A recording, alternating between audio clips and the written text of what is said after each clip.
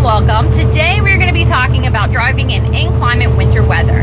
Some of those weather conditions are snow, ice, heavy winds, and snow squalls. So we're going to give you some tips, me and my hubby, we're going to give you some tips on how to encounter and endure some of those conditions and get through them with a little bit more ease. So our first tip is jake brake.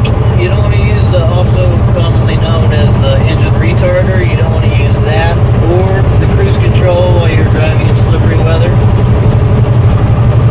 all right, and another tip is you don't want to follow too closely. You want to give yourself extra following distance in inclement weather. That way if you start to lose control, you have time to gain control of your vehicle again, or if the truck in front of you or vehicle in front of you loses control, you don't go sliding into them. Our third tip is Windshield wiper blades.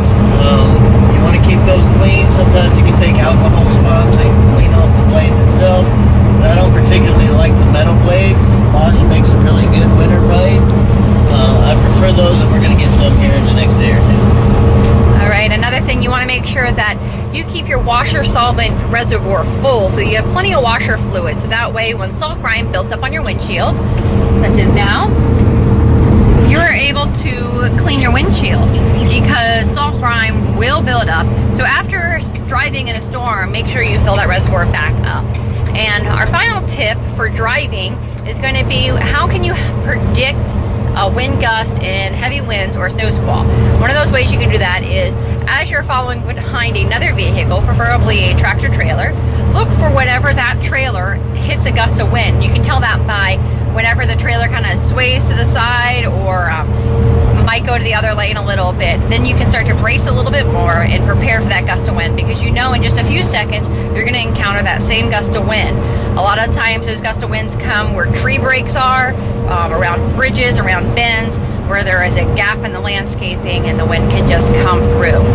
And also, we want to remind you that when you're driving in inclement weather, that you would keep extra food, warm clothing, and blankets, and also your chains in your truck. That way, if you break down, get stuck on the highway or any of those things, that you would be prepared to stay in your vehicle if you lose power. So you can stay warm and make sure you have food and water. Can't face this day alone. Oh darling, please just let me sleep. Give me my dreams. Give me my dreams. Give me my dreams.